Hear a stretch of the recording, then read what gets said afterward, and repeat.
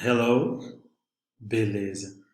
Escolhi aqui a 42 como sendo uma suposta questão que tem mais coisas, né? Para a gente fazer nesse terceiro vídeo aqui da semana, né? Que é uma semana que a gente não tem conteúdos novos, né?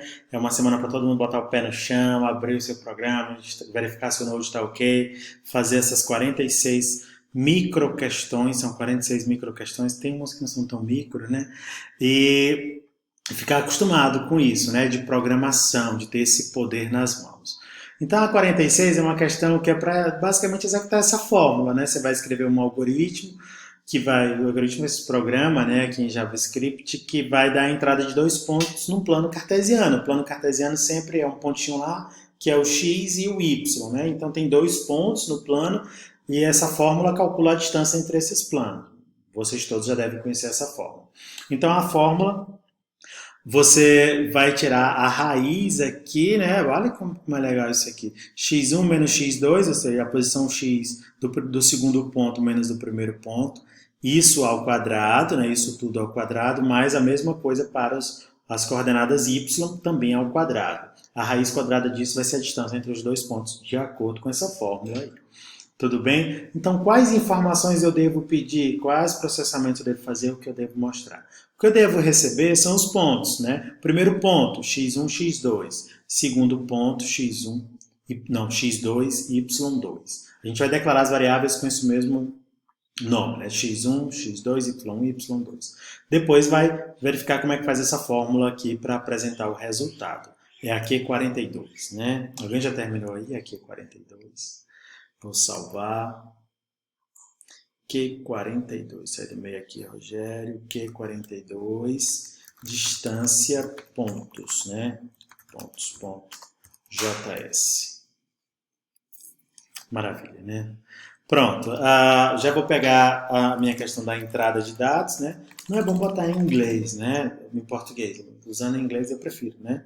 Mas, enfim, vou chamar de input. Estou só mudando aqui de nome, né? Require prompt sim, que ele já completa aqui para gente, que ele sabe que tem esse módulo instalado. Nós instalamos ele via npm. Só lembrando, se esse prompt sync não estiver funcionando aí, você tem que rodar no seu terminal, pedir para o npm instalar. O npm é que traz isso para a gente, né? Então, para instalar ele é esse comando, né? npm instala e aqui o nome do pacote que você quer instalar. No nosso caso é o prompt sync. E ele passa a ficar disponível em tudo, né? No seu sistema. Se ele for global, né, no caso. Ah, muito bem, vamos receber aqui os dados. Então, eu vou precisar receber o x1, que ele é um número, né? Então, number, a atribuição é com 1 igual, number, aqui. E vou chamar a minha função de pedir dados, que aqui eu dei o nome para ela de input. Vocês viram, né? Eu estou mudando de propósito, vocês não se prenderem e verificarem que quando você importa, em algumas situações, você pode dar o nome que desejar. Esse é o tipo de caso que é o nome que você desejar, né? O x1 e vou fazer a mesma coisa com os demais. Eu seguro aqui Alt Shift, né, e pressiono para baixo, ele faz isso, olha. Eu acho bom, ele copia a linha atual, é Alt Shift e a direcional para baixo. x1, y1, x2, y2, né? Esse y2, esse aqui é o texto, por isso que está entre aspas, né? Que essas funções de pedir dados, elas precisam de um texto para você explicar para o usuário o que você está querendo. Aqui não, aqui já é o nome da variável, é definindo um símbolo que vai passar a ser válido no meu programa, né? x2, y2. É como se você estivesse incluindo novos comandos, novas coisas que JavaScript vai compreender, que são as variáveis dali para frente. Então, entrada de dados está ok, os dados são recebidos e convertidos já normalmente. Tá ok? Então, vamos para a próxima, né? Processamento. Processamento. O seu disco está quase cheio. Olha que legal. Pronto. Processamento. Conste, vamos aqui calcular a distância, né? Deixa eu olhar aqui. Vamos rápido, senão a gravação vai parar, não tem espaço mais. Eu posso calcular isso aqui separadamente, né? E depois fazer somente a raiz. Então, posso fazer do jeito que está aqui, praticamente igual a isso. Só que eu tenho para botar o quadrado, ele chamou mathpol, né?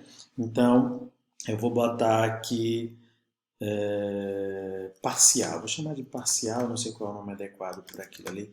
Math Power. Então, o que eu vou precisar elevar ao quadrado, né? Eleva ao quadrado, o segundo parâmetro é o expoente. Eu vou precisar fazer x2 menos x1. Eu posso fazer isso aqui, ó. Eu já boto isso entre parênteses só para ficar legal. Então, essa linha de código, a linha de código 10, ela equivale a isso aqui, ó. x1 menos x2 elevado ao quadrado. x1 menos x2 ficou sendo o primeiro argumento, vírgula. Esse é o segundo argumento da função poll, né? E somo, né? Porque eu estou fazendo só essa parte interna da raiz. Faço a mesma coisa com o y, né? Math poll, vou elevar ao quadrado quem? y2 menos y1. Pronto, está feito. E agora a distância em si, eu estou fazendo em dois momentos, vai ser a raiz quadrada. A raiz quadrada também tem no math, né? Math, SQRT é a raiz quadrada. A raiz quadrada de quem? Daquela parcial que eu calculei ali. E posso fazer a saída. Olha como é legal, né? A gente vai aprendendo a cada questão, a cada aula a gente vai aprendendo coisas novas. Então, a distância entre os pontos será distância, a variável distância. Tudo encaixadinho, supostamente está correto. Vamos rodar. Node, essa é a Q42, distância entre pontos. x1, 1, né? Está no ponto 1, 1.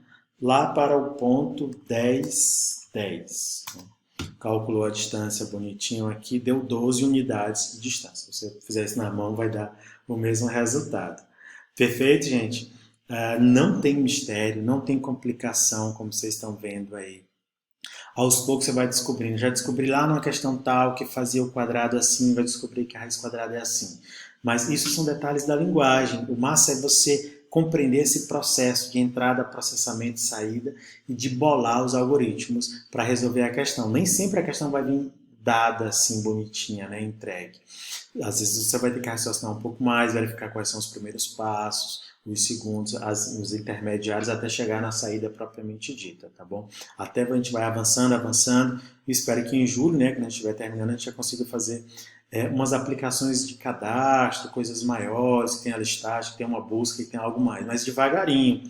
O momento de agora, o objetivo dessa disciplina é só se acostumar com cenários como esse, declarar variável, receber dados, converter, fazer operações, tudo isso aqui, né? Essa parte de se acostumar com as ferramentas que são comuns a todas as linguagens de programação, os operadores, funções, as condicionais, estruturas de repetição, tudo isso. Esse é o objetivo dessa disciplina, certo? A gente vai fazendo sempre um pouquinho mais para deixar vocês mais capacitados, mas o objetivo maior é esse, é se acostumar com os elementos comuns nas diversas linguagens de programação.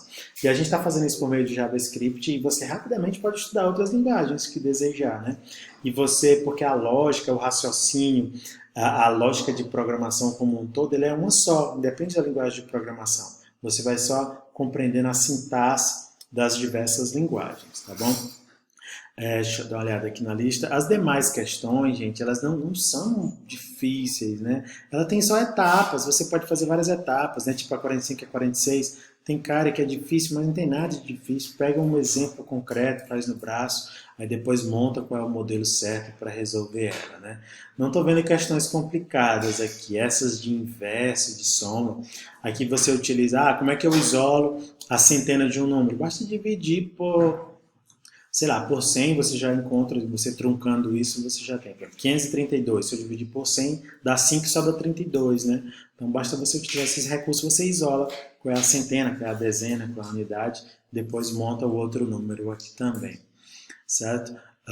Essas aqui de fórmula são bem tranquilas, mas o mais importante é você prestar bastante atenção em tudo isso para aprender o método, né? Identificar padrões de como que resolve tudo isso. Tudo bem?